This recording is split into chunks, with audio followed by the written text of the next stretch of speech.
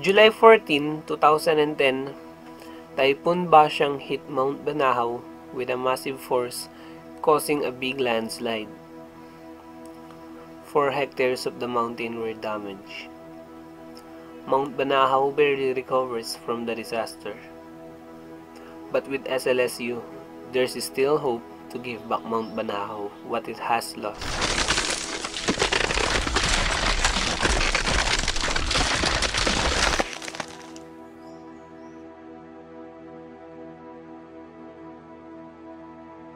SLSU launched rehabilitation efforts to protect Mount Banahaw. They pursued the activity together, its formed ideas and goals, and immediately act upon it by sending its concerned officials. There was an assessment made by the forest rangers, yung mga foresters natin.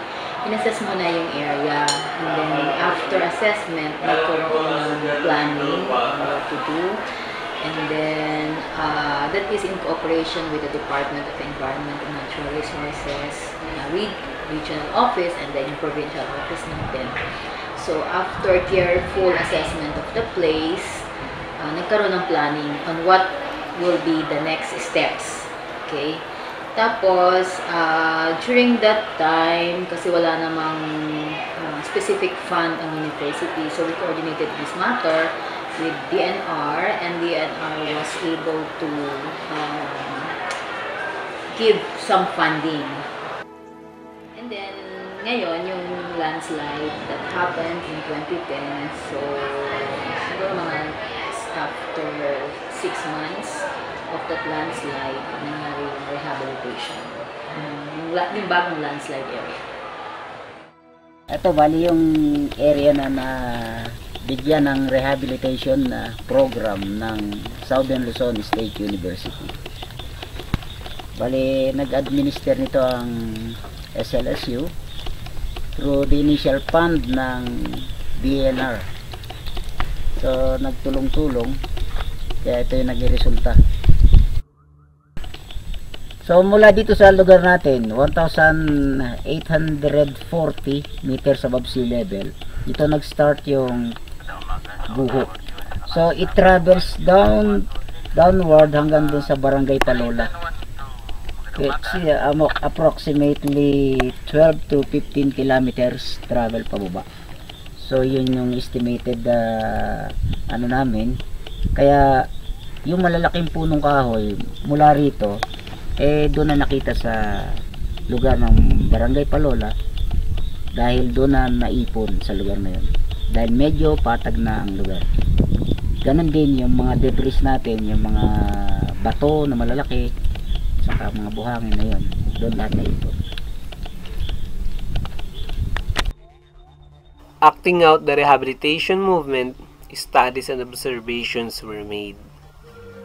Considering the location and condition of Mount Banahaw's landslide area, the concerned officials come up with strategies.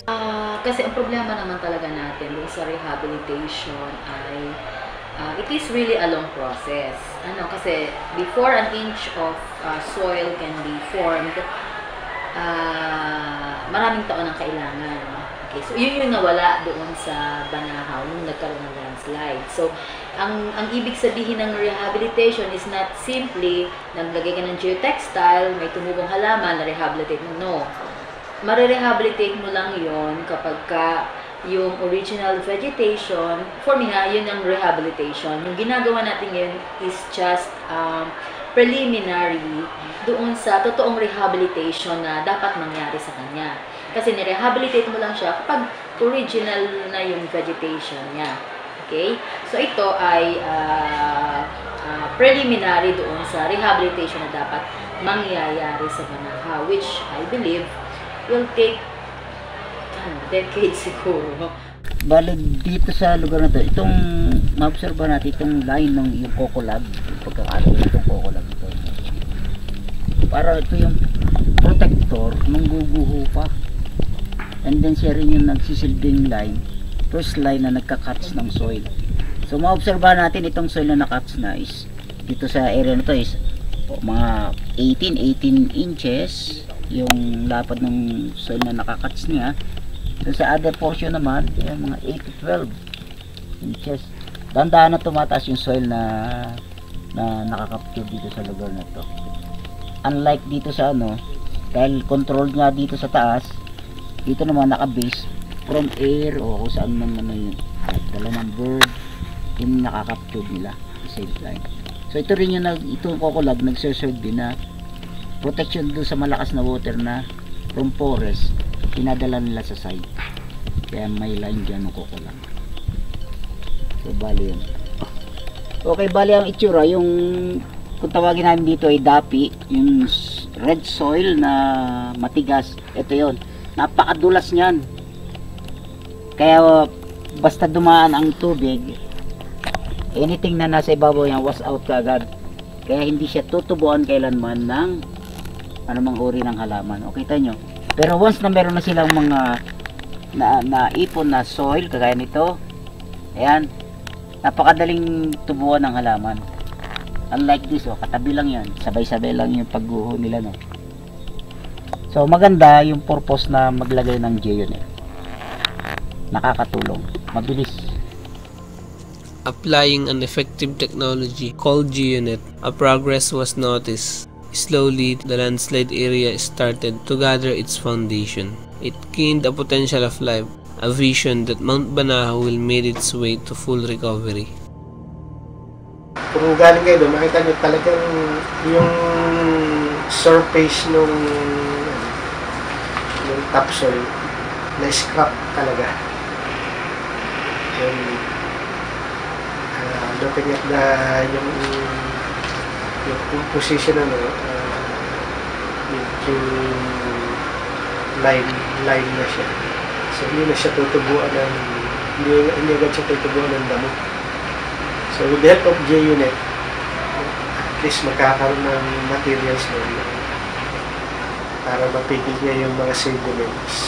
And at the same time, the net itself, pwede siya maging ma-convert into soil para tubuan ng mga damo. And para yung mga sediment na mapiprevent din sa pagbagsak. So nakalatag na yan, G-Unit ang tawag nila. So bali magsaserve na catchment ng soil o anything na nadala ng hangin. Pagbagsak dyan, hindi na siya alis, kagaya mga small branches na yan.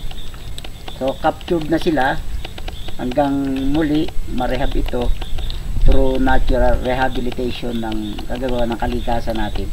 Bagsak ng lupa, dala ng bird, so muli tutubo yung mga dahil maobserbahan natin ngayon, parang meron na silang mga soil na soil content nandiyan sa ibabaw ng G-Unit.